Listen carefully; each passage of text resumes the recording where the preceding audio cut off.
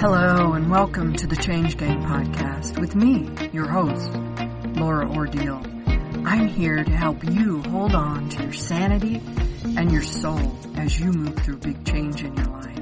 I'm here to guide you, inform you, and hopefully help you to triumph over trauma and the long list of symptoms that come along with it. This podcast series is to bring knowledge, share stories, and open up conversation around hope for those of you that suffer with the difficulties that present themselves in your life, from diagnosed or undiagnosed trauma.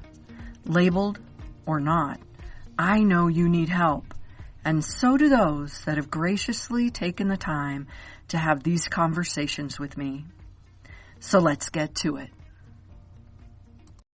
All right. Welcome to the Week Change Gang. I hope that it's a wonderful one so far for you. And I hope that today you take the time to listen closely. I have the amazing Sharon Lander here with me, and she has graciously agreed to have a conversation about her journey through some healing work she's done and how hypnosis took her on that journey. So thanks for being here, Sharon. I appreciate it.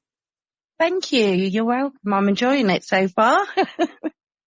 There we go. So far, so good. That's always my aim. Let's keep it that way. Thankfully, I put out a call to ask some of the people that I guess you could call them coworkers in a way, some of the people that do some of the same things I do. And you graciously accepted. As we were talking just before we hopped on to record, you told me that the way that you came to Nora. And so if you want to share that, go ahead. Tell me how you met up with the person who helped you. Well, we were doing some voluntary work. We helped train the drug detection dogs. We would go and some of us would have drugs planted on us and the dogs would sniff us and they would, signal whether they found the drugs or whatnot. So there was drugs, pyrotechnic and explosions and things like that. And I just got talking to Nora. She was happy and bubbly. And we sat next to each other one day and we just got chatting. And so was she in training at that point for the work that she's doing with hypnosis, or was she already kind of at that point where she was starting to work? No, Nora was actually walking with a walking stick and I got her a coffee and she was overly grateful for that. And I was like, but it's just simple kindness. You've got a walking stick. I haven't. I'll get you a coffee. And we started talking and she said that she'd been very poorly. I mean, she'd been wheelchair bound and whatnot, and she was starting to get herself out and about again. And then I started sharing some of my story. I was in a really bad place at the time, and I don't know what it was. Talking to Nora I just felt better, maybe because there are people worse off than yourself and you don't realise that till you get talking. And we just hit it off as friends. We met for coffee a couple of times. And then she started telling me what she was learning and that she was looking for people to help her portfolio for her hypnosis to pass her exams. And I said, look, if you need somebody, I'm not working at the moment. I'll help, I'm free, whatever you want. Oh, that's wonderful. Yeah. So what were some of the things maybe, and you did mention, and I'm going to go ahead and say that she recognized that you might need a little help, even though there were things maybe that you didn't recognize, which is really common actually, just so you know that a lot of people don't realize what's going on. It's really interesting. When I sit down with new clients even, they'll come to me for one thing, and as we go through my little list, bringing them on, they find out there's a whole lot of other things going on in their life that we just kind of take as, that's just life happening right now, Yeah, I mean, I knew I was sad. I knew I was depressed. Everything that could go wrong had gone wrong. I lost my job. My relationship split up, which meant I was then homeless. My sister passed away. I'd been diagnosed with a heart condition and diabetes. And I was just I was just really in a bad place. I was scared to go out, to be honest, in case I had a heart attack because I didn't know how bad my heart condition was. Goodness, that's a lot. And that can bring on all the other things, some anxiety, obviously, about not going out and the sadness and the depression and kind of whirling around in that when you have more and more things happening that can be really uncomfortable. Had you at all before, Nora, decided to get any help, or were you just at a place where it's like, I just know this is happening and didn't even think about reaching out for help at that point?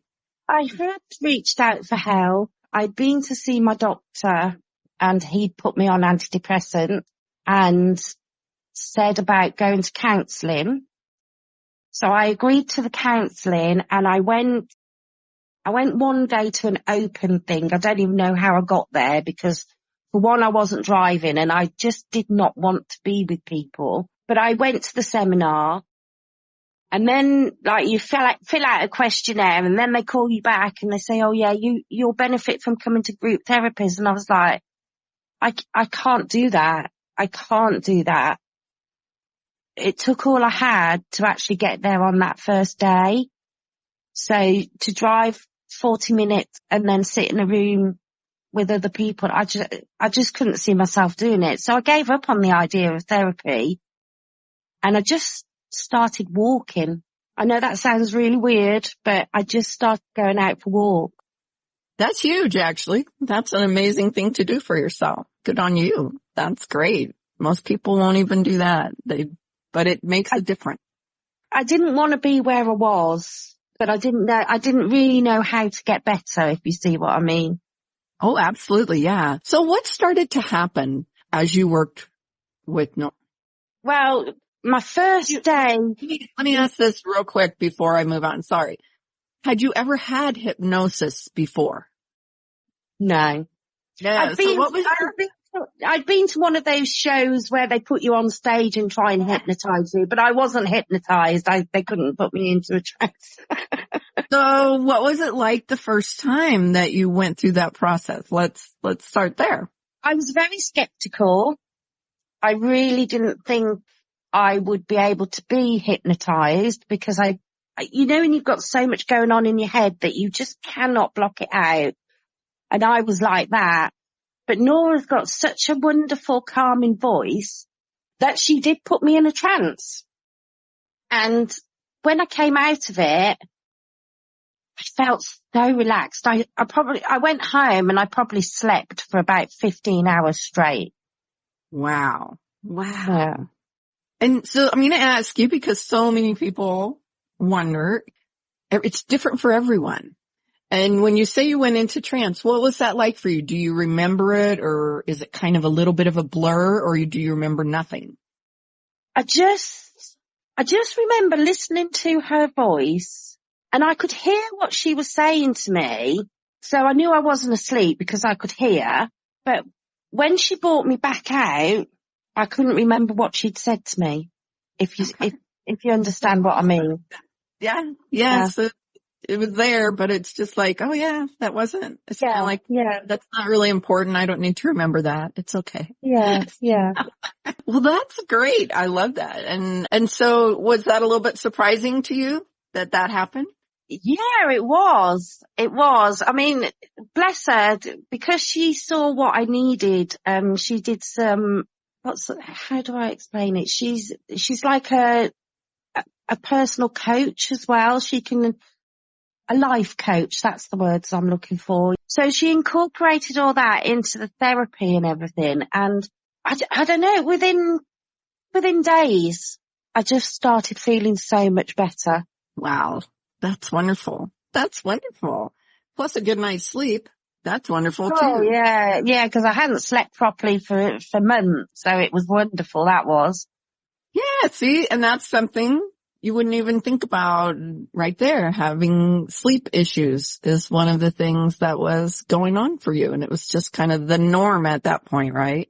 Yeah. And I find that with so many people, especially anymore. It's so common that people don't even note it as being something that's not the norm. It's like, oh, that's normal. Everybody can't sleep anymore. So Yeah. But after that, how many sessions did you do with her? Just out of curiosity. Do you know? I didn't know. I think I did it for about 6 weeks where it was intense. I was going 3 times a week. And then it died off a bit because we just had like top-up sessions after that, maybe once a month. I must tell you though, I had to go and have a heart procedure, and I had to, I don't know if you do it over there, but they're called angiograms, and I had to have a stent fitted, but they go through your wrist. And I've got this thing, I had this thing about my wrist. I couldn't even knock my wrist without throwing up. It was just, and if you see on the telly people slitting their wrists and whatnot, it literally made me ill. So I was really panicking over this, and Nora hypnotized me and gave me some deep breathing exercises and what have you. And I literally walked down to the operating table, put my arm out and had the procedure and didn't even think about it. That's great. That's great. I was gobsmacked, really, because I'd been so anxious about it before.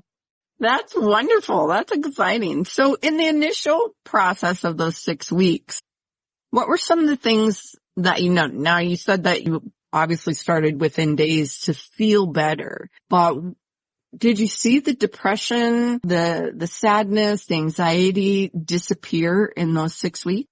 Yeah, very much so. She helped me through the grief of losing my sister.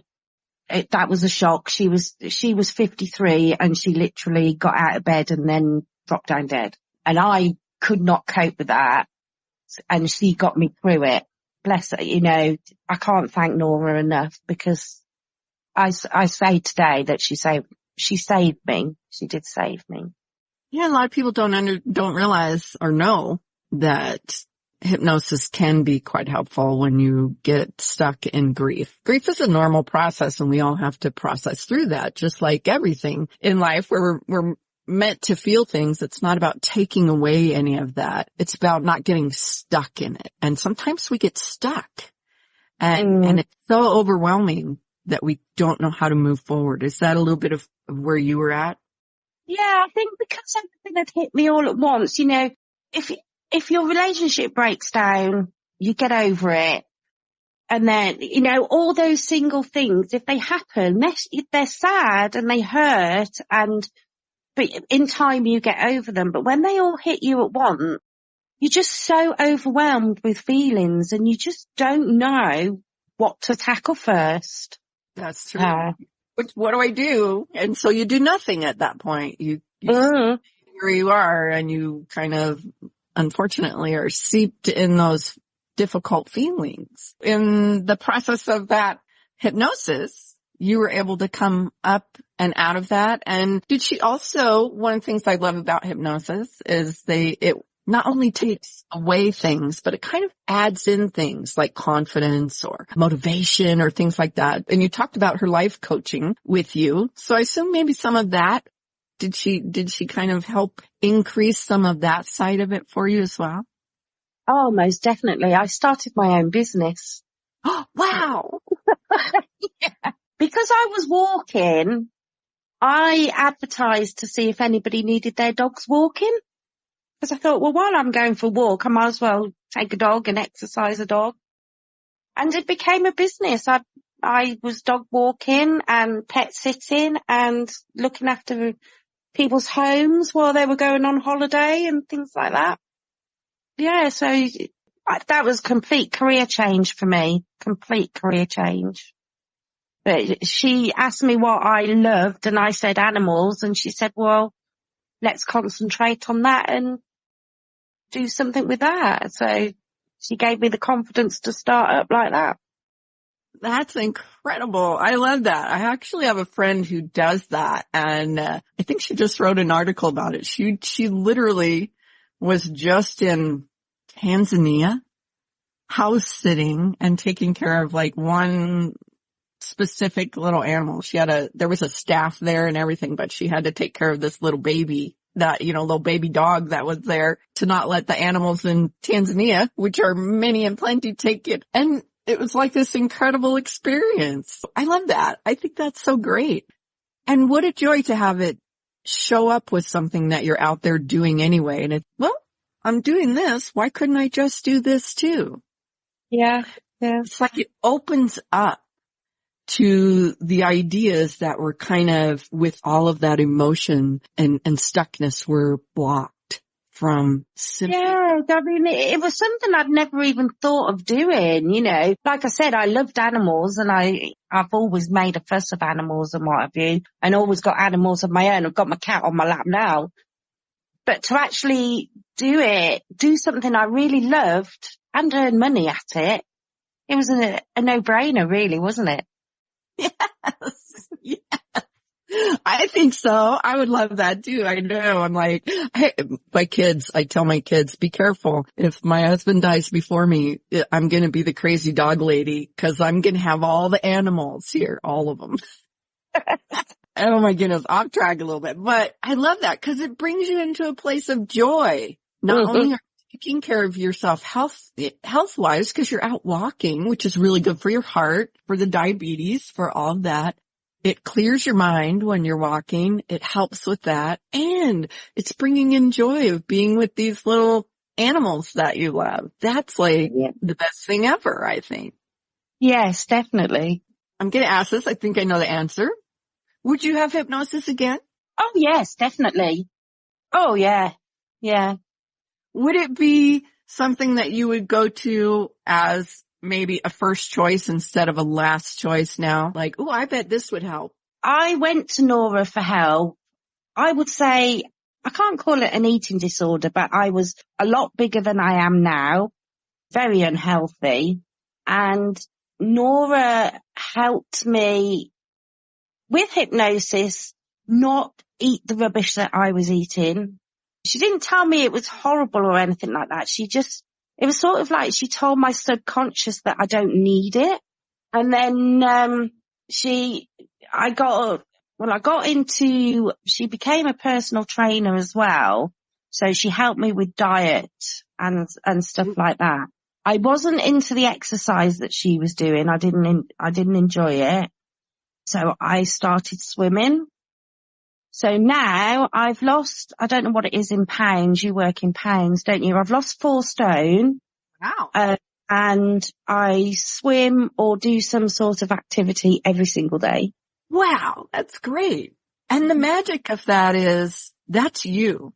She's guiding you, but that's you making the changes inside yourself, being open to those things, being ready for those. It gave me the confidence to do it. You know what I mean? I would never have put a swimming costume on and gone swimming before. No, I didn't want people seeing me with no clothes on. Oh, I hear people say that. So I was at a pool with my grandbaby the other day and people were talking about that. And I'm like, oh my goodness, don't let that stop you from doing what you want to do. Definitely not. No. Nobody's looking at you. They're very conscious of what they look like too. Yeah, everybody is. Everybody is. That's a little bit natural. Don't let it. But if it is in that overwhelming point, then go find someone like Nora, like me, like whoever, and have that boosted and cleared and taken away. So if you were going to encourage someone out there to go and seek hypnosis or to find a way, what would you say to them right now? Everybody that knows me has seen the huge difference in me. And they obviously have asked me what I've done, how I've done it. And I've said about, get help from Nora and what have you. And if I see somebody, you can sort of spot people now, can't you? When you've been in that place, you can spot people in the place. And if I can get a chance to talk to them, I try and introduce how I got help, and hopefully they pick up on that and go and seek the same sort of help. Love that. I love that.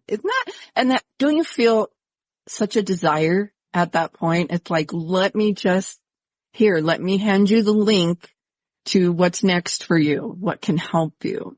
I think that's So many of us, when we're in the right place, when our heart's in the right place, that's what kind of comes out is just let me give you this little lifesaver right here that's going to help you.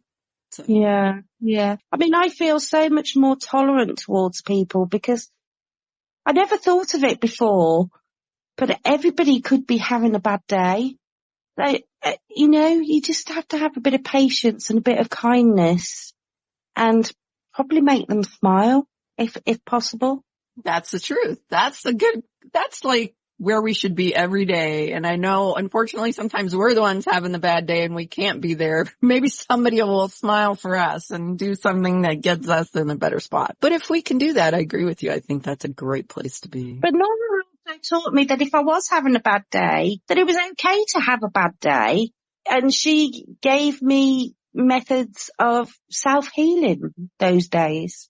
It is. Well, that's one thing I love too, and I think it's important to mention, is that when you do go and you use hypnosis, it's not about being in la la land or being in this super happy place. It's about experiencing life in the way that we're meant to, which is we do feel the emotions, all of them, sadness, depression, anger, frustration, everything, but we don't stay in them. We don't live there for a long time like we were before, if that was something that was a problem for us. But we let it move through us and we say, okay, I'm not feeling great today. I'm a little sad. I'm maybe missing my sister, or I'm upset that this didn't happen or that did happen. It's okay to feel those things. And I think that's the main thing that I love about the work that I do is it gets people into that place of being okay and centered regardless.